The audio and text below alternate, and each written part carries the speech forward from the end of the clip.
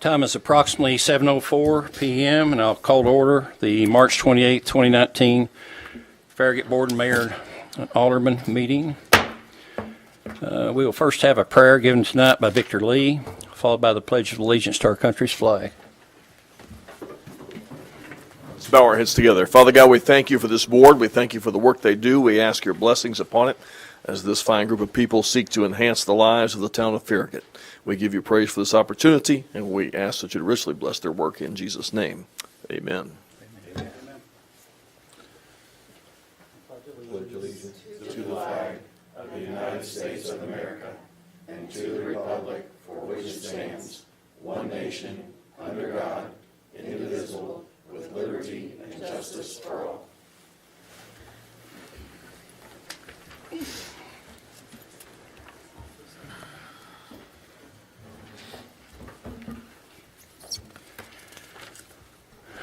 Okay, on the agenda, do I have a motion to approve this meeting's posted agenda? Move to approve. Any changes? No, sir. I'll second it. Okay, I have a motion and a second. All in favor, vote by saying yes. Yes. A motion to adopt the Farragut Board and Mayor and Alderman March 28th posted agenda has been approved. Okay, next will be the mayor's report. And I do have something. It's a proclamation from the town of Farragut.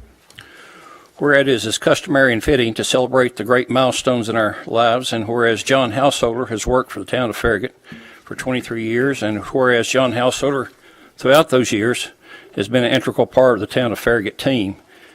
Whereas John Householder created a culture of empathy, kindness, and willingness to help in any way he could. And whereas John Householder brought a vast amount of professionalism, diligence, expertise, and support to the Community Development Department, and whereas John Householder has set the standard for how to treat people. Now, therefore, to be resolved, I, Ron Williams, Mayor of the Town of Farragut, do hereby proclaim congratulations for the job well done by John Householder, and proclaim Thursday, April 11th, 2019, to be John Householder Day in the town of Farragut, Tennessee. Also, invite everyone to join the board, mayor, and alderman and staff for a retirement party for John Thursday, April 11th, from 3:30 to 5 in the boardroom.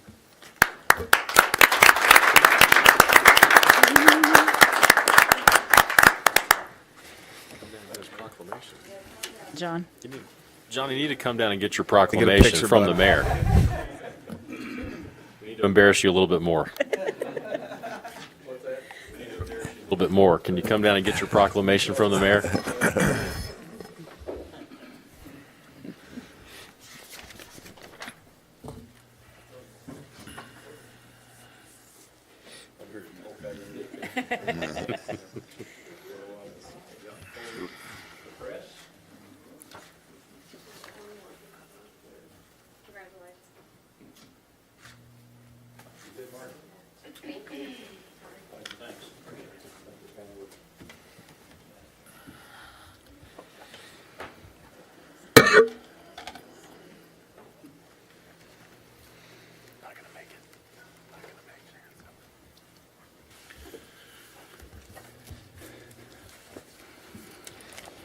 Okay, anything from any of the aldermen? I have nothing. Nothing? Nothing. If nothing, we'll move on. Okay. Approval of the minutes. Are there any changes to the posted March 14th, 2019 minutes? No, sir. Has everyone had a chance to review these minutes? Yes. If so, do I hear a motion to approve the said minutes? I'll move to approve. Second. Okay, I have a motion and a second. All in favor by saying yes? Yes. This motion to approve the posted minutes is passed and will be recorded as official minutes of the March 14th, 2019 Farragut Board and Mayor and Alderman meeting. Okay, next will be business items. We have one business item on tonight's agenda. It's approval of the amendment to the McPhee Park Phase 3 design contract. I think, Sue, you're up. All right. In October 2017, the Board of Mayor and Aldermen approved a contract with Ross Fowler for architectural and engineering services at McPhee Park Phase 3. The contract was for 7.25% of the estimated construction budget, which at that time was $442,250, plus up to $10,000 in reimbursable expenses for printing and reproductions and such. In 2018, another option was proposed for Phase 3 that included a tennis courts complex as either a substitute for the original phase or as an addition. Ross Fowler was contracted for a set fee of $44,000 to provide a basic schematic design and cost estimate for that option. At the board workshop in February of last month, the majority of the board indicated a desire to move forward with a hybrid plan with an estimated cost of $7,712,055. I can't read. 7,712,055. We've got it. Because the original contract was based on 7.25 of the estimated construction, it's now set at a higher level. The compensation for the A&E services will have a net increase of $116,875 or $74, bringing the total A&E compensation to $559,124. So we are asking for your approval of this change. The net gain on that is $116,874. That includes the schematic that now is four sets of tennis courts, a restroom, building with a shade area, parking, and a basketball court. Hitting wall. I'd like to make a motion to approve an amendment to the McPhee Park Phase 3 Design Services contract with Ross Fowler, PC, for an additional $116,874. I'll second that. Okay, do we have anyone signed up to speak on this business item? Yes, sir, we have one speaker. It is Ryan Bro. Ryan, Yes. please. State your name and address, please.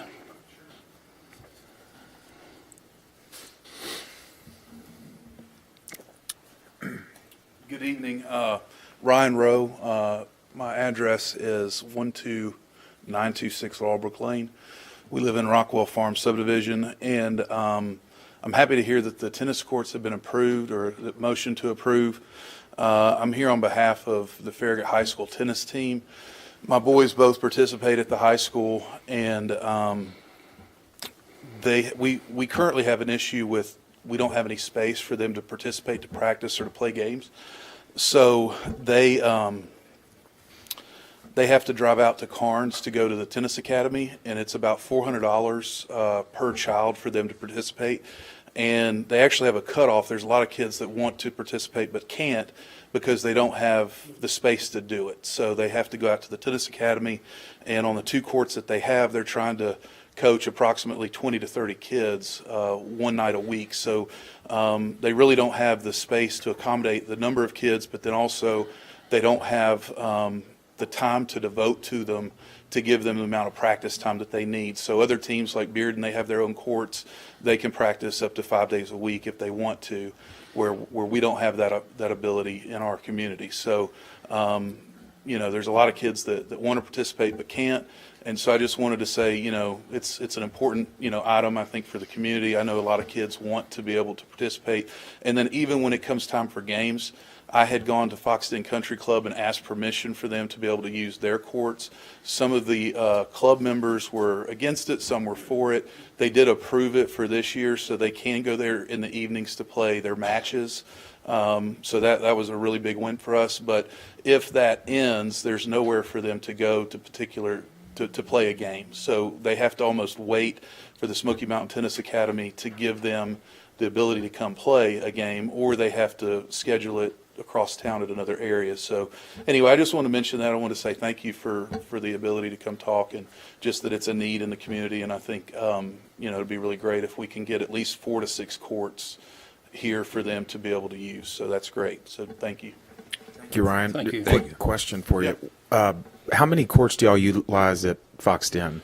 Like right now, what did they kind I of? think they have 5 that Okay. actually it's 6 if you count the hard clay court or the hard. They play on 5 clay courts on the top, and then I think it's 1 hard court in the back. So it's a total of 6. So 6 fully takes care of your practice or your game, your matches. Pretty much, yeah, pretty much. And what they do too is like they'll play doubles first, and then they have to come back to play singles. So the match that was tonight started at 5, and it just got done at 7. So 2 hours approximately. But if you cut it down to 4 courts, then they're going to be there a lot longer, obviously. So anyway, six is almost a perfect number for them to be able to do what they need to do when they play. Do you all understand that the tennis courts, as my understanding, that they will not be free, that when there's organized sports using them, that there will be a fee associated with the tennis courts? I would think that the other family members would be perfectly fine with that because they're currently paying about $400 per child to do that now, but the kids are having to try to get out of school and drive across town to go out to out to Carnes, and that's if the courts are available. So the pros that take those court times may or may not allow them to come out because that's how they make a living. They're trying to, have private lessons, and so. It's just like, for example, they were supposed to have practice last night. They played Bearden this evening, but they couldn't meet because there was nowhere for them to to go to practice. Okay. Any other questions?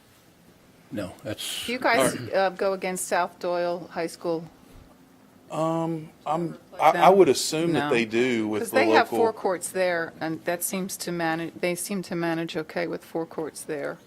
I'm not sure. Boys, do you know? I know it's Cedar Bluff Racquet Club, the Catholic team plays there, and they have 4 courts, and of course they play the single matches, and then afterwards play the doubles matches, and it makes it, as you said, a lot longer to get through the matches that way. But six courts are what It usually can be transport. done. It can be done. It with can 4. be done. Okay. Sue, I have some questions. Thank you, guys. thank you. Appreciate it. So we had to move the road to accommodate future, the future as it was planned. How much are we losing of the grand field space? Well, David is here if he wants to talk about it. We had an estimate of 1 acre that we would lose of the lawn area, approximately out of 6 acres. And how much length of walkway would we lose? Do you know? You have I not don't- done the measurements? Almost none, because it's Okay. just making it skinnier. Can I ask you something, Sue, along Sure. those same lines? How much money, I realize this is a big guesstimate, but if we kept it where it was, didn't put the tennis courts in right when you entered on the right, and you needed the retaining wall when we finish it later, roughly how much does adding that retaining wall add to the project then? So if we kept everything, the road and everything where it is now, is that something that's going to save us 20 grand later, 150 grand, just rough idea? Because I think what Louise is getting at is she doesn't like the idea of losing that great lawn. I think it's something we need to talk about. Agree, Because I yeah. didn't realize how much we would lose, and I don't know I know that that's what the town, when we've done surveys, that's what people are looking for. They're looking for that open field space, and they're looking for the trails, but it doesn't sound like the trails are impacted, but Let me I add. don't- I'm sorry. I don't know that I support the retaining wall. Let I me don't think let me so. add something to what Alderman Burnett just asked. If we just, instead of the 4 courts that we've cut out because of the retaining wall and moving the road, if we didn't move the road and we just added 2 courts, the 2 closest to the restroom parking lot area, I guess my question is, could we do it? Would we still need a retaining wall? Is the retaining wall for those 2 courts, or is it mainly for the 2 closest to McPhee Road? It's for all If you will recall, the scheme had four tennis courts closer to McPhee Road. On the east side. And the road position that was in those drawings and set the location for those 4 tennis courts did require some retaining walls. So those retaining walls, I don't have, my memory is that as that design, as we presented it to you, I'm remembering those retaining walls were in excess of $100,000.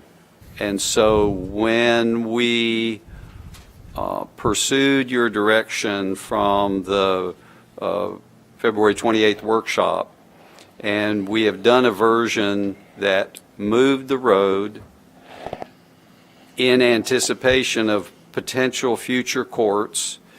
We moved the road enough, and we've shown this to staff, we've moved the road enough that we believe that the 4 tennis courts that you have omitted could be built without a retaining wall. That's our initial assessment. Does that answer the question? And that just goes in line with my thinking of, I didn't realize we'd lose an acre of the great lawn, and so if we do lose that, I'm wondering what we're gaining, and it sounds like we're gaining roughly $100,000 in savings for the future project of putting those in. And you are gaining, we would be grading that area of any potential development, let's say tennis courts, that would be graded as part of the mass grading for the project that's under consideration, and that would basically be a level lawn area, but it would be beside the tennis courts as opposed to inside the loop. So back to my question is, if we just looked to the future with only adding 2 more courts instead of 4, do we still need a retaining wall with the old road? With the old road, yes. A retaining wall would still be required. Wouldn't be a 25-foot wall. We don't know. I mean, we'd have to study that alternative. We could do another arrangement, but my memory of the arrangement is the courts are oriented in their optimal outdoor arrangement, and because the road position in relation to the north property line, I think we'd still be in a significant retaining wall situation. And my concern there is if we do grade it, like you said, and plant it in grass, like the Great Lawn, then if we do sell 2 more courts, then we could go ahead at a later date and put those courts in. You'd already have it be mass graded. It would be no wall, and it would just be basically building 2 courts. Correct? Yes, that's what we have studied, and we believe that would be the case. Okay, thank you. That's all I have. I have some questions for Sue. Would you mind indulging me? Thank you. So I'm looking at a Survey Monkey, if I'm saying this right, and you probably are familiar with it. A couple questions for you. So about what year was this Survey Monkey survey done of the Farragut citizens and their desired features of McPhee Park? It was done in 2016, I believe, as part of the master plan process. It's part of the process you go through to see what it is people want. Gotcha. And so when I'm looking at the survey, and I think most of us have seen this before, there's 17 features listed, and the tennis courts appear as item 13 out of 17. Yes. And the pickleball courts, which I think we might have scrapped those. I don't know. I missed No. Okay, so this is multi-purpose. So, well, they're 17 out of 17 when we rank these. Interesting enough, the biggest feature that citizens wanted was the restrooms. So we're keeping those. That's great. Yeah. But the walking trails and the natural surface, I think, are being impacted based on some of these changes. Is that correct? It's being reduced. Well, yeah, the lawn area is definitely being reduced. If we go to the newer plan, yes. The trails, I think, will be similar, but. Okay. So we scrapped the dog park, which is ranked much higher than tennis courts on the Yes. survey. Just another phase. It's just another phase. Okay. Yeah. Thank you. It's not in this phase. All right. Very good. Okay. So I'm having a hard time reconciling a survey of Farragut citizens that list the features that they want in this park, with tennis courts and pickleball courts pretty much at the bottom of the list, to this plan, quite frankly. And so I recognize the fact that the Farragut High School doesn't have a tennis court, and that's a challenge. I understand that. My kids go to Concord Christian, and they don't have a football field, and so I feel your pain. I totally understand that. And so I'm struggling with hearing what Farragut residents want. And maybe they didn't participate in the Survey Monkey survey, but they have the opportunity to do so. And so because of that, I have to use this survey as data to show and to guide me in my decision as to whether this plan is really, at the end of the day, what people want. I know it's definitely what tennis parents want, and I get that and I understand it. I'm open to hearing from anybody on BOMA, or Sue, if you have I will say that that'd be helpful. historically, tennis courts have never ranked real high, and we have looked at this in my 27 years several times, so. Okay. And then I'm wondering, was there ever any attempt by anybody, members of BOMA, to maybe look for corporate sponsors for some of the tennis courts? Is that happening, or is that? It is, but Okay. first off, you have to have an approved concept that you're going to do this. To go out there and try to sell a pie in the sky, Sure. myself and a couple more of us on this board have been salesmen in the past. Mm-hmm. You don't sell pies in the sky. What you sell is something that's hard facts, Makes and sense. that's the only way to do it. And to do a sales job with this on tennis courts, which and by the way, how many people participated in that? Do you know? I don't know, but considering it's the only data that I have folks coming forward who play tennis, who want tennis courts. Well, my daughters play volleyball, and I'd love to have 5 more sand volleyball courts. Can you add that to the list? So at the end of the day, I'm trying to find objective data. I'd that like to add shows 2 things to that. First of all, Well, I'm sorry. I'm looking for objective data by multiple citizens who maybe don't necessarily have a vested interest in us expending the amount of money that we're going to expend on tennis courts. Well, we had quite a few people show up. I mean, you weren't on the board then, but we did have a tremendous amount of people show up and voice their concern.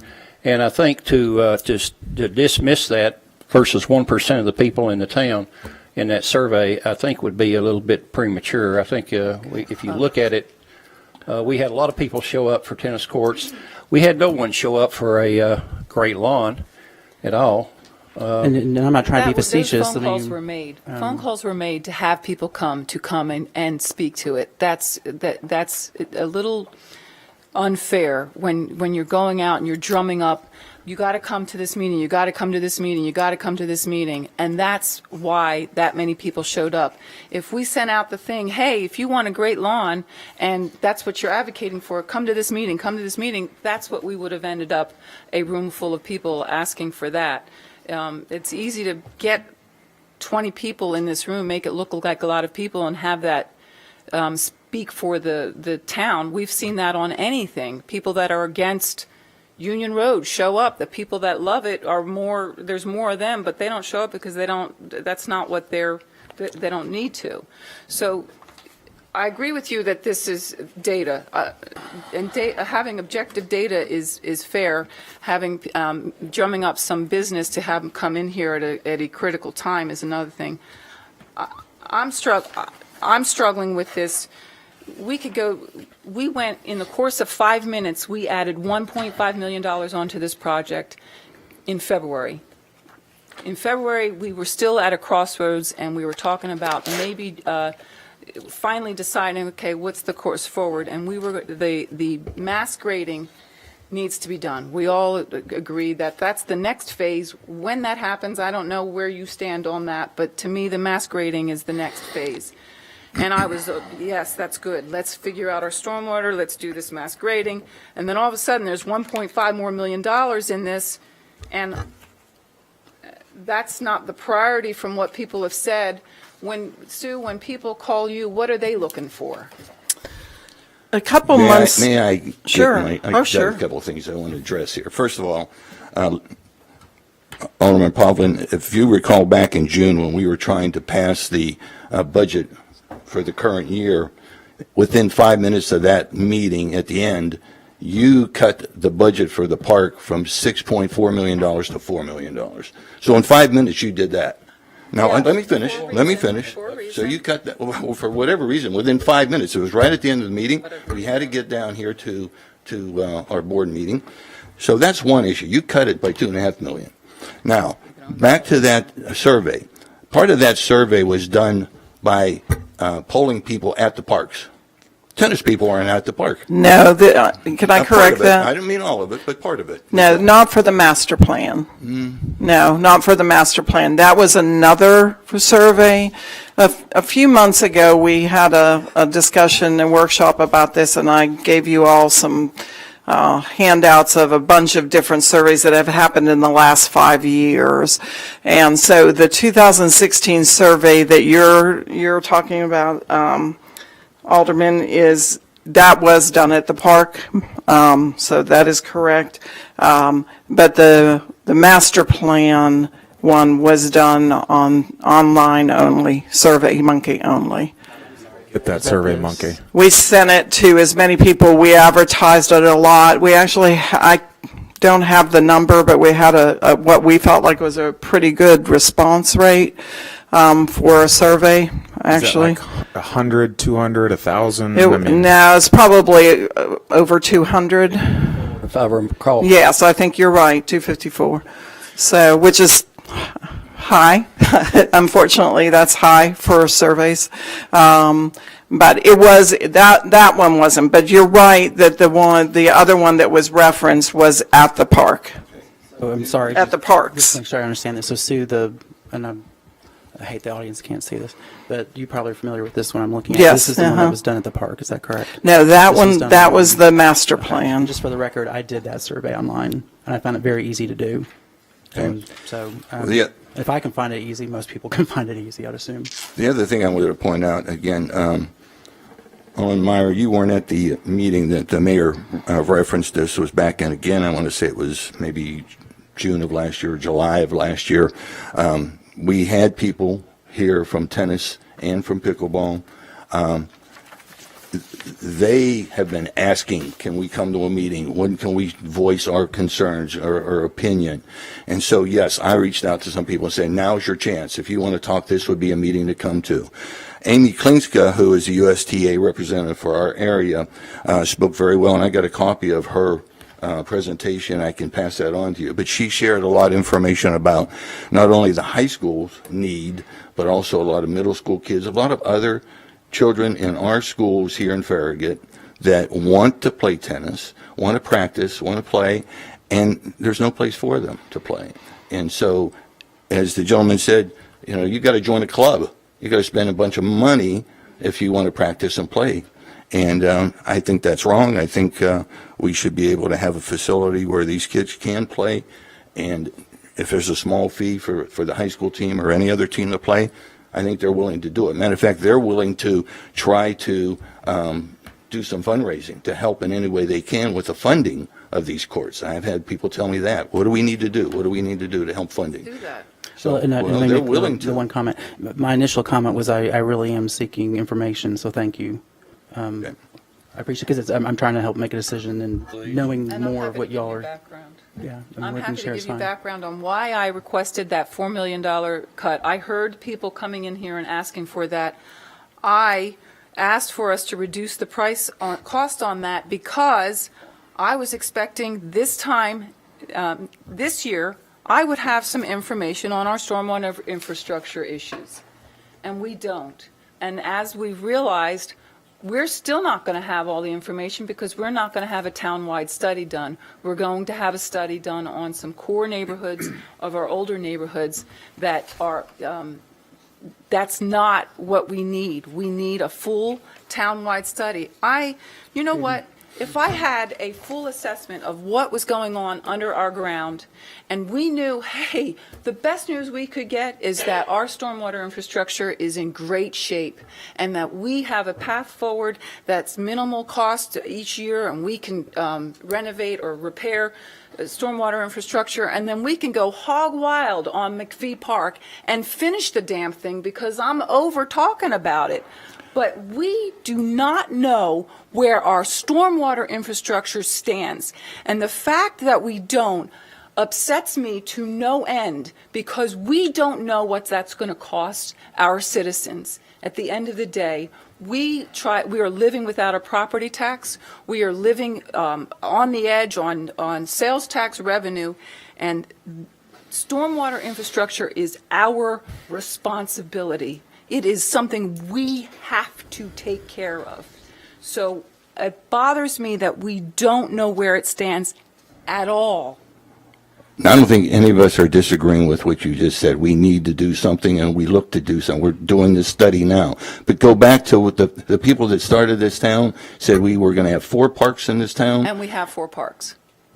They spent a lot of time and money trying to purchase that property at the 50 acres. Only 15 acres are developed. There's a 50-acre park plan, and we've been working 8, 9 years towards getting this done. We have done studies. We have done plans. We have done replans. We have done plans. We're to the point now we're finally getting ready to move some dirt and get this thing moving along, and you want to put a stop to it all. I'm not. I said, let's do the 6.2 mass grading. Let's dial back on it until we have all of the information forth. I'm not telling you to stop with the 6. I'm all in agreement. Let's do the 6.2 mass grading with the park fees. It comes to 6.7. That gives the field that the people, the Great Lawn people are asking for. It gives you the trails that people are asking for.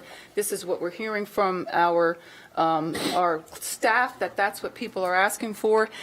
And then come back, once we have an assessment of our town, we understand where it comes, come back and say, okay, let's finish McPhee Park we're going to put this here, we're going to do stormwater infrastructure here, and we have a path forward that funds everything. And we know we're taking care of business while we're also bringing a very valued and desired amenity to our community. But if we're investing $8 million in a park project when we don't know anything about what's underneath our roads. We do know some about it. We don't. All they did was the inlets and the outlets. You could have perfectly fine inlets and outlets and the pipe inside is falling apart.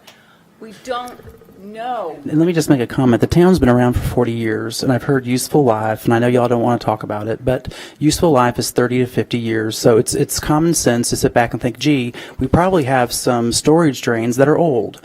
Because we've been around for 40, and we're right in the middle of 30 to 50. Not hard to figure out. It's not hard to figure out. I think we, in the previous meeting that we had in the workshop, I think we all agreed that we need to look at this further as far as we need to get ahead of it and look at it. I don't think anybody's arguing that we don't need to do that. If we do strictly the mass grading, again, I can't go out and sell tennis courts or pickleball courts or none of it because I do not have the funding or the plan approved to do it. So if you say we're just going to do mass grading, you're stopping the whole process in its tracks. Yeah, you can do mass grading. Then maybe a couple years from now, you can say, well, we missed this opportunity. We can go back and try to do it again and see if we can't get somebody to step up and help us out on building tennis courts. But unless the first thing I ask you is, have you got this approved? If you say no, I don't, then why are you sitting in front of me asking me to help you? Sure.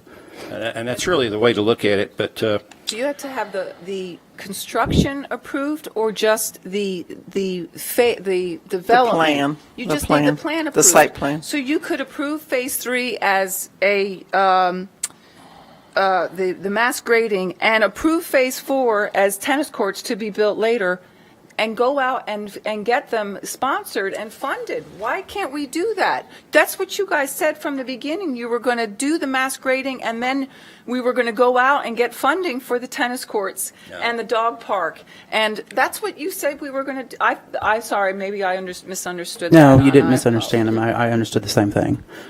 I understood the same thing, that you all were going to be able to sell. To me, we have a drawing. There's a picture. I think we can go out and tell folks, if you fund this, we'll build it. If you don't fund it, we can't. I'm a CPA. I'm not a salesperson. I don't think you were at that meeting, Scott, but to reiterate what we did say, it was to try to sell. In other words, you're going to have mass grading and you're going to have the land ready. Okay, if you go out and you say, okay, if Ross Fowler tells us that these tennis courts are going to cost this much, and you go out and say, okay, the tennis association will give so much toward the process, and then it's up to you to see how much you can get from a sponsor for that tennis court. I went up and talked with a guy that was involved with that was in the Murfreesboro park system, and he kind of explained to me how it all worked and how MTSU was involved with it. It was a great program. There's no doubt about it. We don't have that luxury here. Unfortunately, but so we've got to get out and do it a little bit differently. And I think if we approve tonight the amendment that's in front of us, as we go forward with the spending the money, I think we can get more into spending the money. But as it stands right now, if we can vote on this tonight, one way or the other, but and it can go whichever way it goes, but without a clear path, I don't know how any of us are going to even talk about selling anything. We'll just say, well, we'll get around to it whenever we figure out what we can do based on what the stormwater thing, which I do agree we need to get after. There's no doubt about it. And I think we should. I think that was something that we agreed to back at the table that we need going forward, we need to do.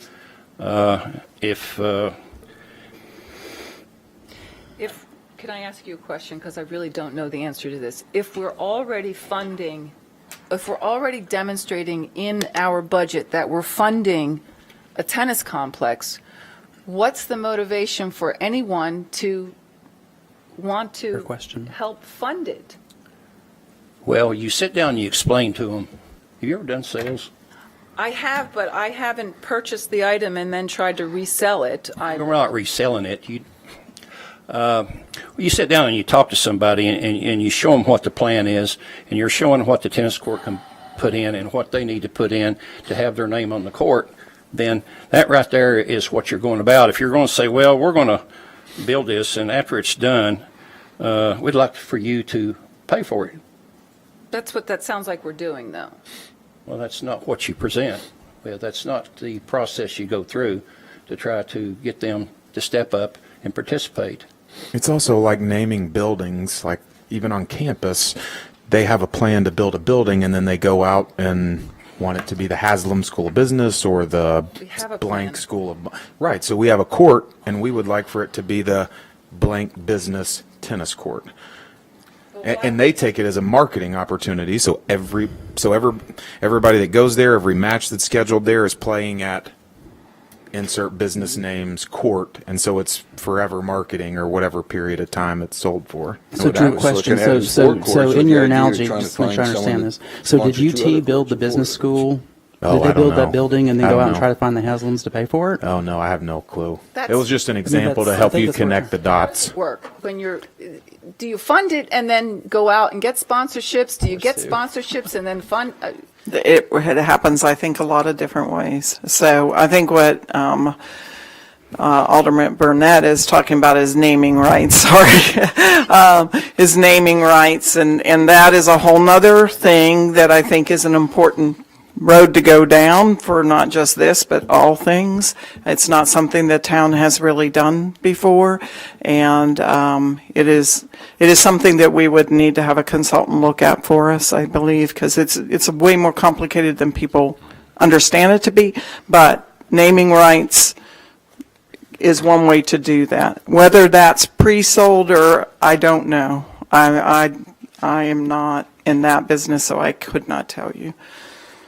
So just one more question, and this is just me learning. So tonight we're going to vote to approve the remainder of the balance for the design, correct? So there's more opportunities in the future to impact funding if we are not successful in selling or naming.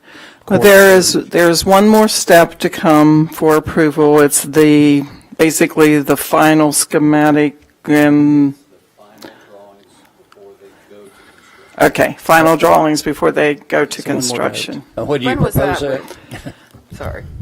And I think the estimate on that, once we got approval for that, is probably sometime this summer. I think it was 60 days of their time, but we have to build in staff level time to review, and that takes a couple weeks at least for everyone to get on board. And then also, we have to build in your meeting dates, so. I'm going to make a request on that part of it. I'm not a fan of this, but because we don't know, even with the UT study coming in, we still don't know everything. Can we please at least have that vote after the UT study comes in, so that at least we have some initial information, even though it's not enough information because it's not a town-wide thing. I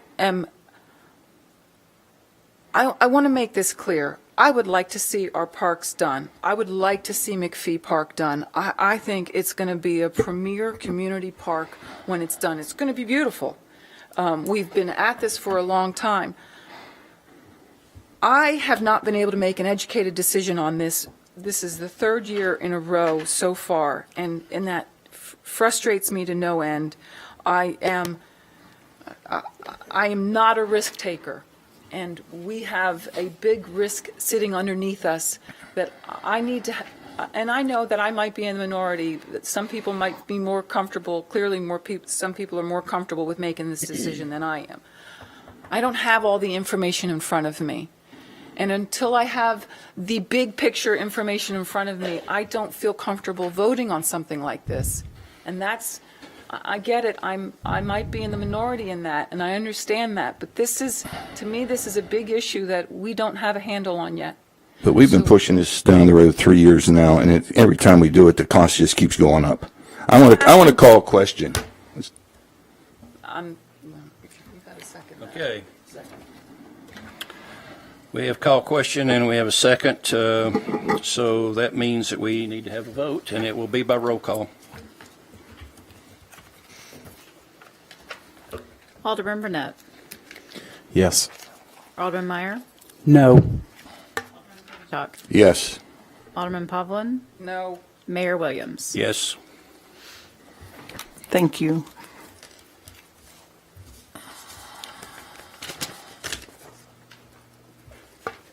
Let the record show that the motion to amend the McPhee Park Phase 3 design contract has been We approved. voted on that. We voted on calling the Oh, question. okay, sorry. Then, Voting on calling the question was just ending the discussion and moving on.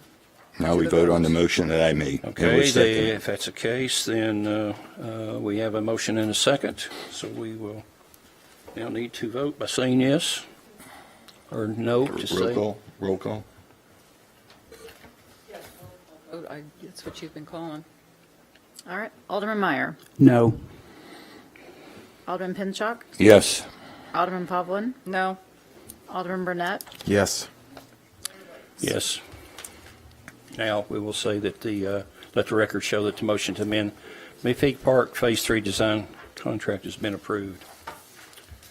Okay, let's move on to ordinances. Tonight, we have 12 ordinances to be considered on first reading for amending the Farragut Municipal Code. Thank you. Good evening, Board of Mayor and Aldermen and community. I'm Carl Swersko, the building official for the town of Farragut. Welcome. Okay, let me read this off, Carl, and then we'll Yes, get sir. right to it. Okay. Ordinance 19-07 to amend Chapter 105, Buildings and Building Regulations, Article 2, Building Code of the Farragut Municipal Code, to adopt the International Building Code 2018 edition. Carl. Okay. Our request tonight is to replace the 2012 International Building Code publications we currently have adopted and replace them with the 2018 International Building Codes. And as required by Tennessee state law, exempt jurisdictions must have adopted by ordinance a version of the codes within 7 years of the most recent published edition of the code. The town's last adoption of the building codes was for the 2012 International Codes, and that reference went into effect May 6, 2013. The state of Tennessee is currently on the 2012 codes also, and they're in the process of also adopting the 2018 codes anticipated this summer. As part of a continuing commitment in placing the public's welfare above all other interests, as demonstrated in some of our other neighboring communities, the town of Farragut recognizes the need for education and enforcement of current building and standardized codes. These codes are minimum requirements designed to safeguard the public health, safety, and general welfare. Code enforcement helps ensure structural integrity in a building, providing means of egress, sanitation, adequate light and ventilation, energy conservation, and safety to our firefighters, and emergency responders during emergency operations. Residents, business owners, and visitors alike expect and will have the assurance of quality, safe built environment. Our goal tonight is to adopt and enforce the current published codes with minimal amendments. The modifications we currently enforce as adopted in our last code cycle will be carried over into this new adoption with some beneficial changes. The current time allowance to complete a new building construction, commercial and residential, will increase from 12 months to 16 months.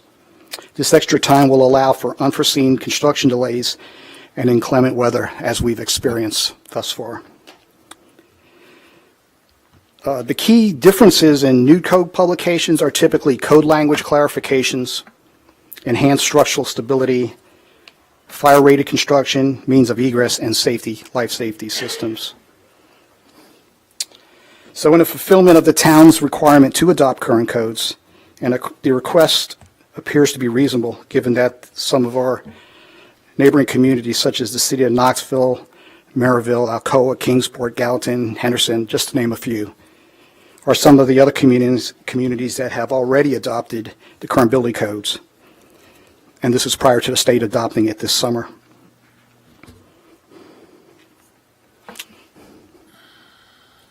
I'm going to move to approve ordinance 1907 through 1918 on first reading. Second. Any discussion? Is this covering all of them in one motion?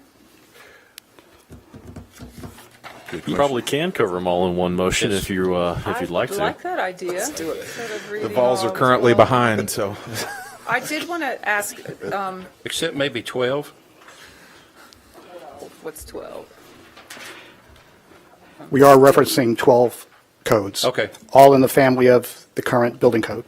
Okay, including the fire and prevention? Yes, sir. Okay, then I guess we Are can. you okay with that? Yeah. Okay, I have a quick, it was mentioned in our workshop, but I just want it for clarity. Knox County adopted these codes, or just City of Knoxville? Knox County is currently in the 2018 also. Okay. Sometimes there's some discrepancies. Contractors come in and they're used to doing things in Knox County. Knox County sometimes doesn't quite,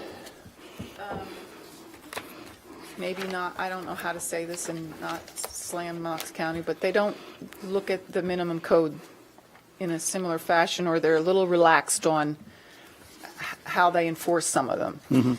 So we end up with some issues when contractors come in here.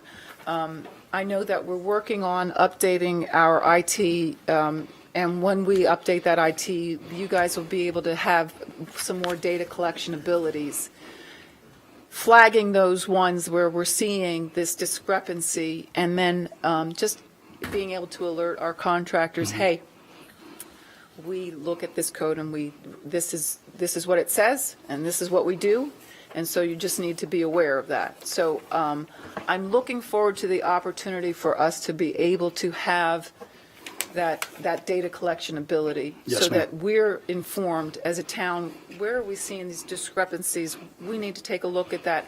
Okay. And maybe someday we can all be on the same page. That would be nice. But in the meantime, so that we can kind of be a little bit more forward-thinking as we are seeing these issues would be great. Well, I can tell you right up front, I do know that Knox County, there's probably 5 energy-related codes that they have laxed. And I had a recent conversation with the State Fire Marshal's office, trying to find his name here, with a gentleman who handles all the residential codes. And what he explained to me was, I'm trying to find the codes we're talking about. Again, there are 5 codes, all specifically in the energy code, that clearly reference shall and mandatory. Now, in speaking to the State Fire Marshal's office, I had a concern on how someone can take a mandated code and make it lesser without the State Fire Marshal saying it's okay. And he explained to me that it was recommended to Knox County to lesser codes. Of course, they're not going to put that in writing because I'm not an attorney, but I don't know if that's legal or not. But I know shall and mandatory has a specific meaning. So those might be some of the items that some folks or contractors are referencing. Yeah. But on the same note, there's at least, I have 7 communities that are in the 2018, and they're enforcing everything Okay. that's in there, Yeah. including the city of Knoxville. Well, and sometimes people, well, I guess they would know when they have to come pull permits, but I just, for us to be in the front of that, because we all know that there are frustrations with Right. that, to be in the front of that and say, hey, just so you're clear. Right. And ma'am, we are working on a better outreach to the community, contractors, residents, business owners alike, to get involved and ask questions, because all we're hearing is what somebody's mentioning. Yeah, yeah. And I personally would love to know, and I'm committed to finding out where these areas are and why they're there, Okay. and so forth. So, And I appreciate that. Thank you. That's all I had. okay. Okay, I guess the question is for David. We can go ahead and go 1907 through 1918.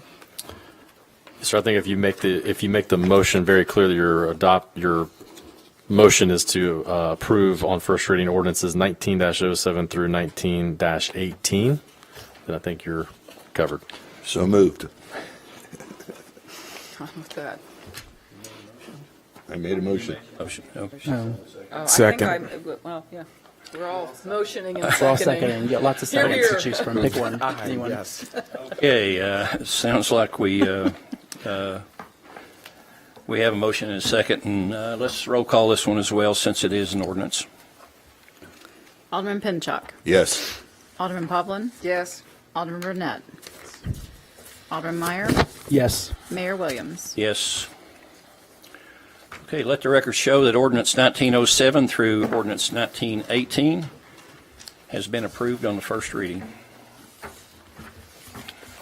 Thank you. Okay, next, let's see, Citizens Forum. Do we have anyone signed up to I have speak? 2 speakers tonight. The first one is Erica Holmes. Erica Holmes, can you please step to the mic, please, and state your name and address? Come up after that. Hello. Erica Holmes, and I live at 12024 West Kingsgate Road.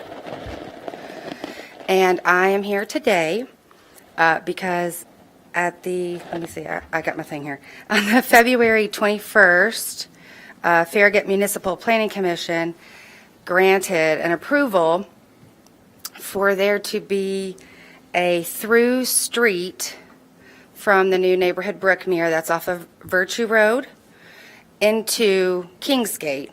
And they approved this through street, but they never talked to anyone else around about it. We didn't even know there was a meeting about it. And I'm nervous.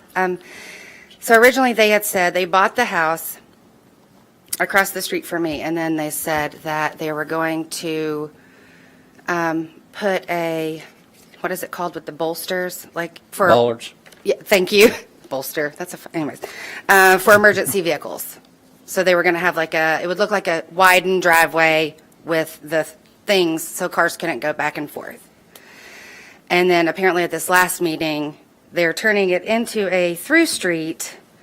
And let's see, they are it says the Farragut Municipal Planning Committee approved to reduce the street from 26 feet to 20 feet. So one, it's literally next to this house. So the house is still there. And so they're taking up that whole, what would be their driveway. So I don't know if they're going to doze the house down. They're not dozing the house. Take your time. Okay. I didn't know. Anyways, they haven't told us anything. Like I said, they told us it was going to just be for emergency vehicles. But we have a lot of kids, and we already have traffic issues with speeding and everything else along Kingsgate. There are multiple ways to get in and out of Kingsgate, so it's almost already like a through neighborhood. Does that make sense? Mm-hmm. And according to what I read in the paper, that's kind of what they're trying to do anyway, is to make it more of a through neighborhood. And it's just very frustrating as a mom of two small kids to think my kids can't even play in the front yard or to walk across the street to their friend's house for fear that, you know, a car is going to come speeding down that hill, which is dangerous for cars pulling out there anyway. If anybody actually looked at the traffic that came down through there and the speed that they were going down that hill, it's blind, you can't see. It's quite scary. And it's also frustrating because there is a stub out road down a little bit further, but they didn't want to use that road. And if you look at the layout of the property, and I just looked it up on Google Maps, it's because it's kind of close to the front of the neighborhood. So it wouldn't work well. That wasn't why they used it, but finish what you're saying. Okay, no, go ahead. They didn't use Grinstead because of topography issues. Meaning when you're on Grinstead coming into the property, they could have put a road there to feed into it, but because of the topography in that area, it made it challenging. And so they came to the Planning Commission and asked if there's another access point that we could establish that was better. And I'm sorry, I'm taking up, just pause her time. I think it restarts, but. Yeah, we'll finish. Okay. We'll finish Okay. this, so it's not. Okay, it's not- so that's why they came to us and said, okay, first off, this is R1 OSR. R1 OSR is what Brookmere is zoned, and that zone is supposed to be sensitive to the land, the issues on that land. So you develop where you can develop, and you don't create drainage issues, you don't create more issues, more environmental issues. So what they were asking for is, yes, we can use this, or we could look for another access point that is better for this type of land use. But also where they put this, I'm not sure if you've gotten a chance to see the Brookmere layout. Okay. It's at the top of the neighborhood, more at the top of the neighborhood. I think if they had they connected to Grinstead, they could have had more use there. It's at a cul-de-sac. Right, it's at the back of the neighborhood. Yes, so What I think more likely you're going to see more traffic going through. Quite frankly, I don't see how either neighborhood is going to want to use that as an access point. No, but the people who Google how to get around traffic on Kingston Pike are sure going to want to use it. That's the issue. We already have a large amount of cars that come up and down that street that speed every single day. We have been in talks, many meetings with the planning committee. Can we get a speed bump? Can we get a speed limit sign? There's one sign on Red Mill and one sign on Peterson. That's it in the entire neighborhood. Have you guys applied to get a speed hump in Kingsgate? They have done, they just finished with the, what is it, the safety measure? Traffic calming. Thank you. And apparently it wasn't enough people going too fast. But Okay. people also see those things and they're like, duh, let me slow down. I mean, it just makes sense. But what doesn't make sense to me is to put a through street literally in a driveway of a home. It just doesn't make sense. Ms. Holmes, I have a question for you. Yes. So when I was listening to you speak earlier, I want to make sure I understood your comment. I thought I heard you say that so at a certain point in time, you were given the impression that there would be bollards placed in a, like, I don't want to put words in your mouth, but in a narrower lane or a wider Like lane. it would be what like a I 10-foot spoke. wide lane or whatever. Okay. So can you help me understand where you got that impression? Was that something that I spoke to the owner at the Smith build, the guy who's building Brickmere. I okay, spoke to so him. was the developer. You said that, okay. And we have two members here of the Planning Commission. So did that ever come up in the subdivision design? Was it ever a It'll be discussion? bollard off for a while Okay. during construction and until most of, I don't know what their tipping point is for removing them. I think it's when you get to that phase. If I'm not- So the bollards are just temporary, and I'm assuming you're not you weren't thinking it was going to be temporary. I'm assuming you were they thinking, said oh, that this is that going was to be gonna be the okay end. because that's going to be the end, and Right. the bollard's supposed to be used for emergency vehicles. I've had similar conversations with residents from Saddle Ridge, and I'm still trying to get this concept through my head of residents getting the idea that we could have bollards and still have a narrow lane for emergency situations so the fire trucks can come in, and the residents seem to be okay with that, and all of a sudden the Planning Commission moves to a street. Yes. And I'm not saying that that's what happened. That's what happened. What I'm getting is, yeah. So, but what I guess I'm trying to understand is where are the residents getting these ideas? I'm assuming you don't dream this, right? So is it that they're hearing this from the developers, or is it because they're hearing it from town staff? I don't know. I'm open to anyone's comments, David or Allison or anybody on the board. Like, where are the residents getting these ideas that there's a promise of a narrow lane with a bollard that kind of meets everybody's needs with the access with emergency vehicles, and then all of a sudden there's a road? Well, I think subdivision regulations say that it needs to have a second entrance. And that would be a second entrance, And, a 10-foot wide lane with a bollard that can be removed so an emergency vehicle can come through. It's not a through, it has to be a street. Has to be a street. Okay. I think at one time, whenever we've had a number of developers, okay? The one we have now, I think the reason maybe the second one bailed out was because his plan was to try to put two entrances on Virtue Road. Well, our fire regulations wouldn't allow that because of correct me if I'm wrong, the length of the property versus the width of the property. So it had to be elsewhere. They looked at that rear entrance in, what you call it, Grinstead, and what she meant by topo or topographic is elevation change.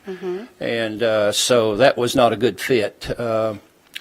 At that point, this was all conversation. The developer really didn't have a grasp of what was going to end up being what it is now. And he was kind of in between on what he thought and what he had got from other people. Once he come to the staff developer meeting and then on to the Planning Commission, it's what has happened. It's 20-foot wide. It is the initial driveway down through there. There will be bollards on past where you would turn into that house where the driveway is that comes off the driveway that goes up to the garage doors. It would be on past that, to where whoever the resident will be at that time, whenever they rent that house or buy it, whichever the case may be. They'll be able to get into their driveway. The bollards will be there until the phase is such that has to be opened up for a through road. And I'm not really sure. I've not seen a traffic study on that piece of Kingsgate. I don't know. You say there was one? No, it was on Peterson. Okay. Well, that's. But if they're using Peterson, they're using Kingsgate. Well. I mean, they're both right there. When they closed off, when we had to close East Kingsgate last week for the sinkhole issue, it literally doubled the cars that were going down my street. And they don't go slow because they're coming down that hill. Right. So they're not going slow. Well, I think if you look at it real close, there's been traffic studies on Peterson, Speed studies. overall traffic studies. And there's going to be some changes to that road whenever they repave it. And that should be part of the traffic calming that will help. If you look at other portions of the subdivision, you'll see different speeds. And I think speeding's a problem all over our town, not only Farragut, but it's Knox County. We have the same police force that Knox County has.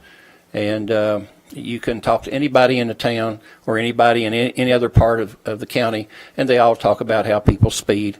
Of course, with kids, it's a double danger because a lot of times they're playing and they may chase a ball or something out into the street when they shouldn't. It's a bad deal. There's just, when you've got cars going that fast, particularly when you got a blind hill like what you got right there. So I'm not sure that putting a through street there where people are going to be pulling out is even safe. I think you're going to have it going the other way. I think you're going to have people in Kingsgate that's cutting through to get down to Virtue Road. Because if you go on around Kingsgate and you come out down there, and then if you cut through Brookmeyer, it's going to be a whole lot quicker if you're going to Kingston Pike, if you're coming from Kingsgate. So I think you're going to see people turning in there and cutting through, if they even recognize that that's a road. Because So what if I asked everyone on my street? And they all said, no, we would never use that. Well, that's other people. I don't think all the people right there around you are the ones that's speeding. I think it's people that's cutting through. It's going to other parts. Right, which ends up making our neighborhood a through street, which is putting everyone the kids at risk. It's just not. Well, it's already that way. So, I'm not trying to argue with you, but it's a situation that you've got now. And it's making it worse is what I'm saying. But it's bringing traffic from where you are, if there is going to be traffic, which I'm not convinced, it's going to be taking traffic off of your, if I'm looking at this map right, if they're diverted into Brookmere or out of Brookmere, it's going to take traffic off of that end of West Kingsgate. But my house is directly across the street from where the entrance would be. Okay. Which would mean all of those cars would be at my house.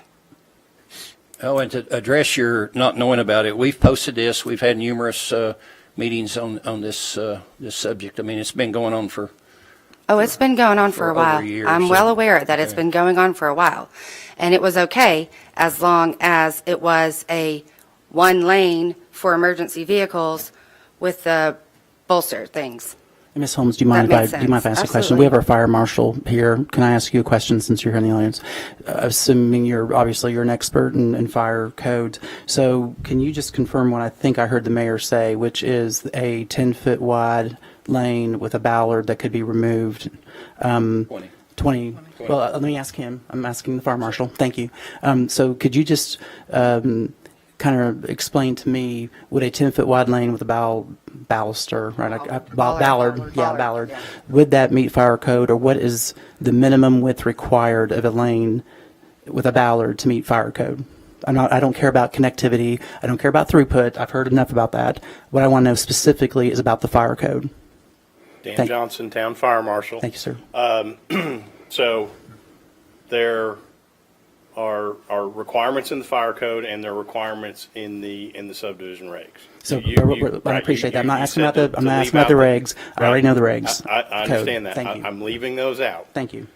The- Since I didn't ask the about it, I 20-foot appreciate width- that. No, a 10-foot width would not be adequate. A 20-foot width would be the acceptable width. And so a 20-foot wide lane or road or whatever with ballard that would prohibit regular through traffic, but would still allow fire vehicles to come through if there's an emergency, would that meet fire code and not put? That would meet the minimum fire code Okay. requirements. Thank you. All right. Please, where is this at in planning commission meetings? And it's all been approved. so it's done. It's done. That makes me very sad because no one around knew. There was an addition that was done on my home before I bought it, and the lady had to literally go to her neighbor directly next door, which is my neighbor, and she had to have a notarized signed letter saying, yes, you can add on to your home. That doesn't make sense. And yet these people across the, and yet over here, nobody knew. No one came and knocked on my door. There was never a variance sign change. There was never, hey, we're putting a road in. It was never told to. Was somebody anybody. 2 houses away from this house that was It it? was me, directly next door to her, and they wanted to add on. Ma'am, you'll have to- No, this was a, Oh, sorry. this No, was no, a no. gentleman that was at a meeting who was Step 2 front. doors away from the house that you're talking about. And he was at the meeting, and he lived in your neighborhood 2 houses away. So he knew about it. I don't know how he knew about it. Just a question, Buoys or Mayor, do we not go out to, like in a situation like this, the 10, 15 homes around it, the most affected people, do we not have a method to make them aware by just a drop Thank in you, the sir. mailbox? I mean, I understand we put this stuff out and we can't go find everybody for every project. I completely understand that, but man, just a simple note in a mailbox to say, I mean, that's a pretty big change. I realize it's already done, and I definitely respect the No, frustration. it's absolutely devastating because Please state your name and your address. my name's Ashley Fortin. I live at 12028 West Kingsgate. Ashley, what was your last name again? Fortin, F as in Frank, ORTON, Address? 12028 West Kingsgate.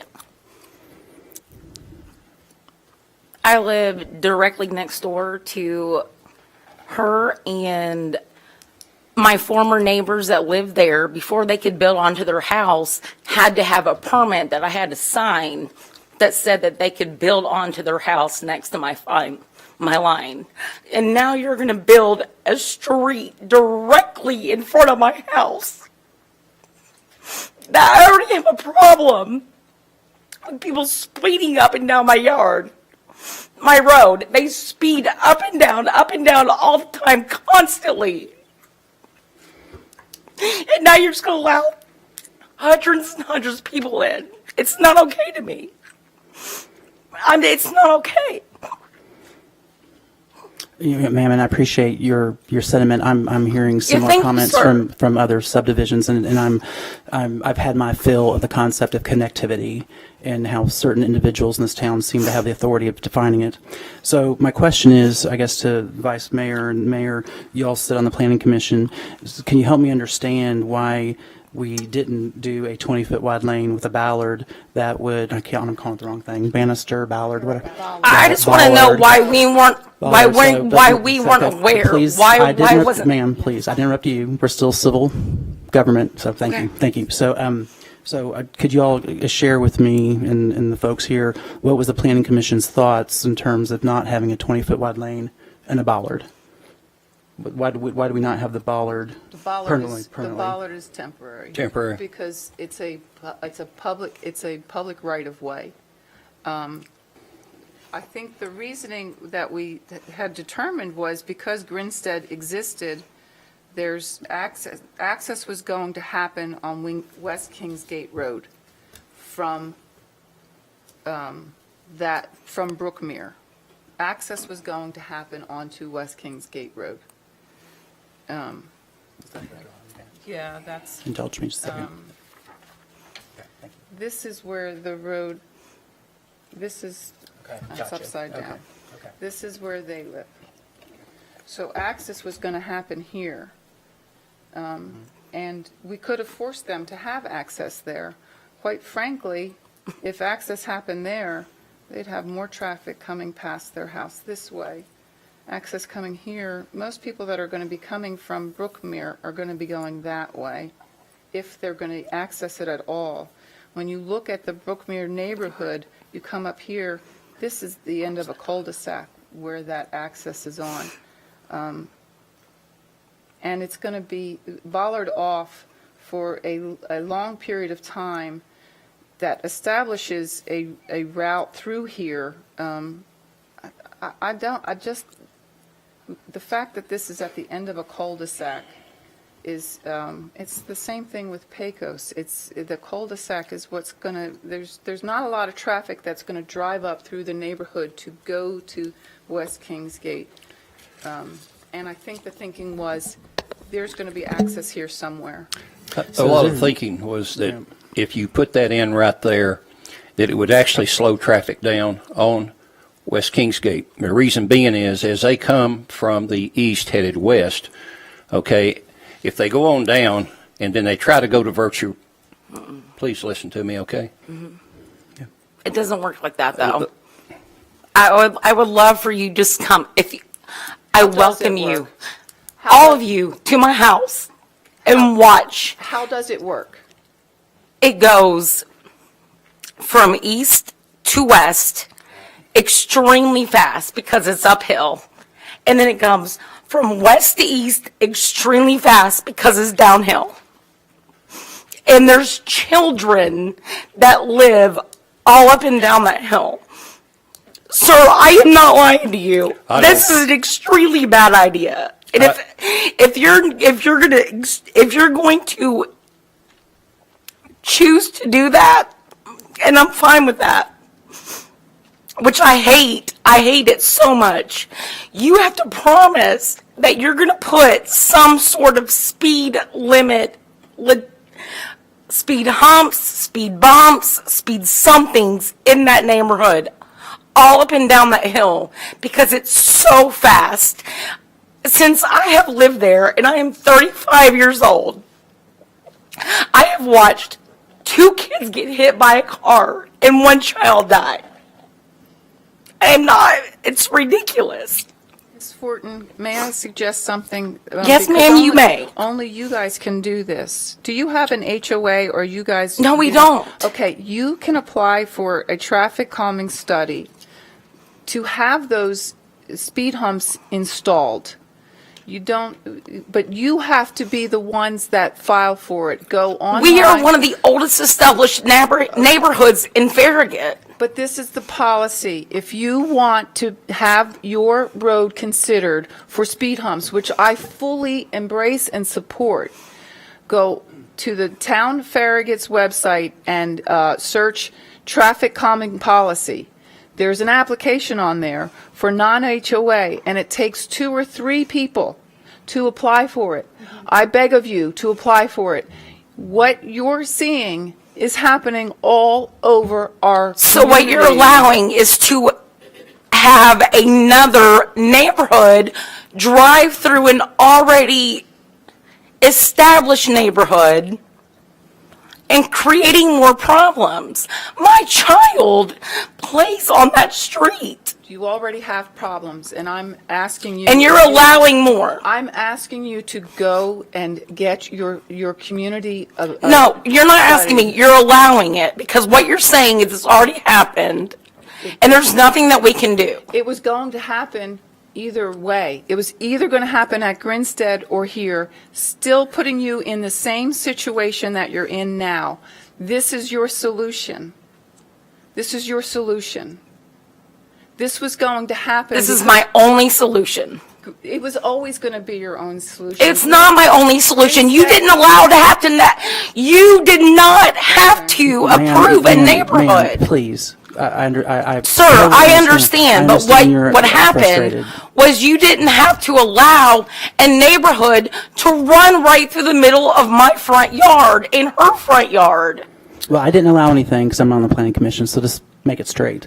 And I will tell you, I think that we really need to take a serious look at this, because these through streets, in my opinion, we could have met the fire code. The fire marshal just stood up there and said we could meet the 2 entrance requirement. There wasn't another. Having a 20-foot. Excuse me, ma'am. Please don't interrupt us. Please don't. We haven't interrupted you. I expect you to not interrupt us. Can you do that for me? Please? Sure. Thank you, ma'am. So I've already asked the fire marshal, and he's confirmed that we meet the 2 entrance requirement for fire codes by having a 20-foot wide road with a ballard. And there wasn't another way. There's not a requirement to make it a through street. That was what the town decided. All right. So if that's it, that's it. Well, no, Alderman Paul will give you a good solution. Thank you, sir. And I think if you follow through with it, because there has been other people in your neighborhood that has followed through with it. There's people on Sonia Drive that has followed through with it, and they've got traffic calming going in. I mean, it's something that happens. You just have to be due diligence with doing what she's asked you to do, and I think you'll get some good results. So if you'll do that, but let me back up and try to tell you what I was trying to tell you to begin with before you interrupted me.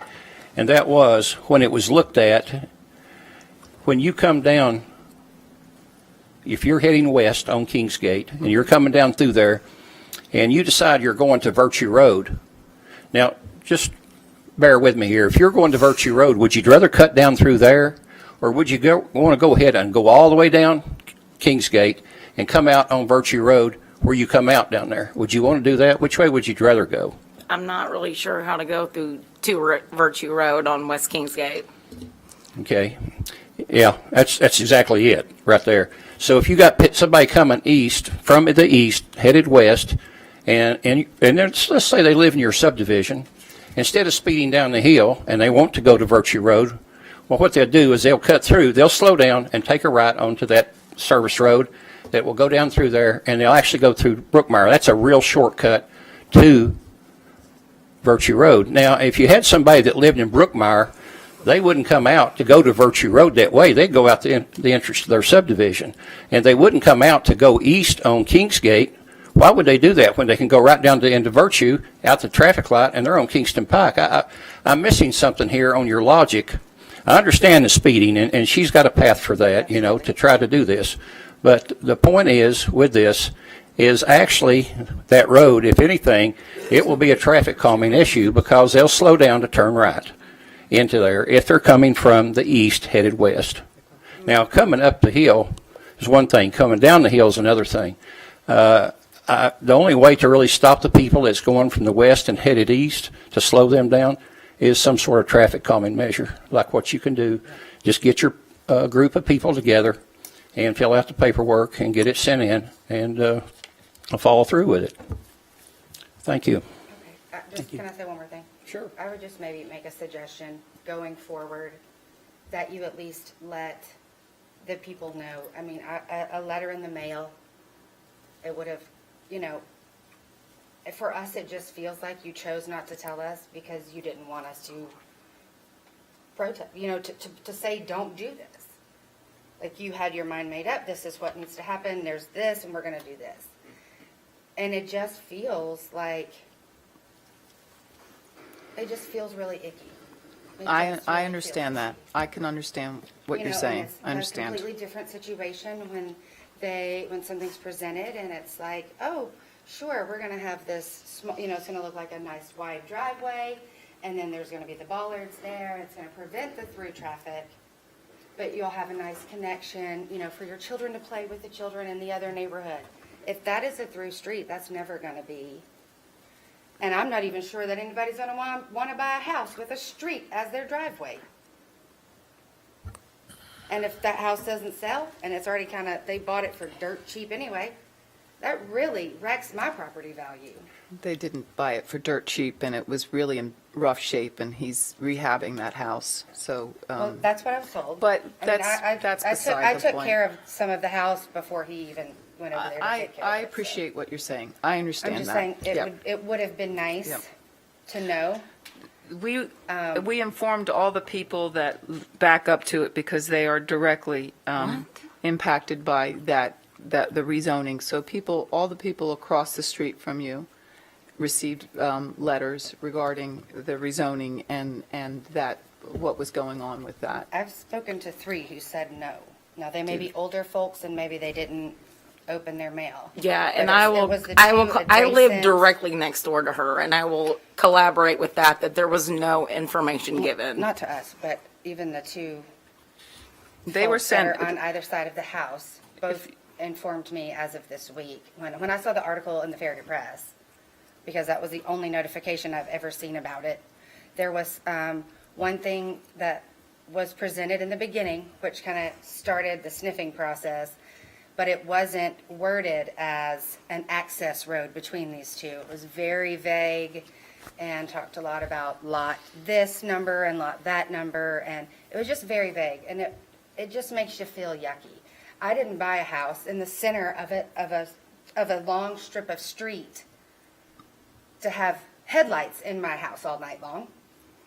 Or, I mean, that's when you buy a house on the corner. Buy a stop sign. You don't buy a house in the middle of the street. You never think someone's gonna, no one would ever allow anyone to put a house in the middle of the street. A road in the middle of the street, I mean. And yet, here we are. It just would have been nice to have known. If it's done, it's done. There's nothing I can do about it except sell and get out before I have to deal with it, I guess. But, I mean, if it's I am done, not it's done. selling. I'm going to be there. Ms. I Haynes just and think Ms. it's Fortin, pretty shady.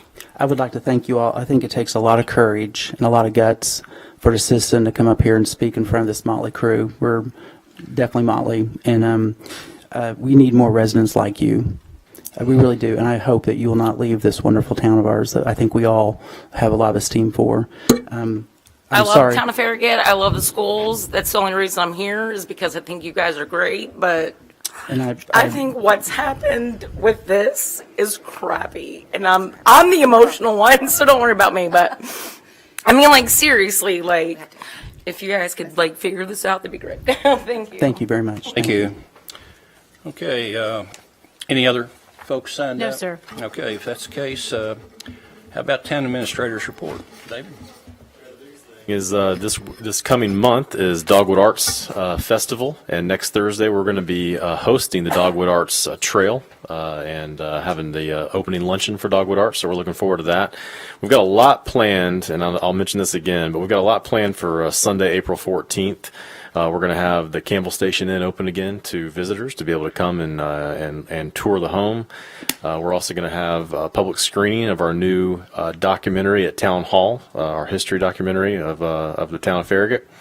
And we're also going to have a group bike ride along the Dogwood Trail that will start at the inn at 4 p.m. that day. So, again, a lot of things going on the April the 14th and a lot of things for the Dogwood Arts Festival. So that's all I have to report tonight. Okay, thank you. Town attorney's report. Mr. Hale's not attending tonight, so we'll skip that. Let's see, other board items? Any other aldermen have anything else they need to bring up? None?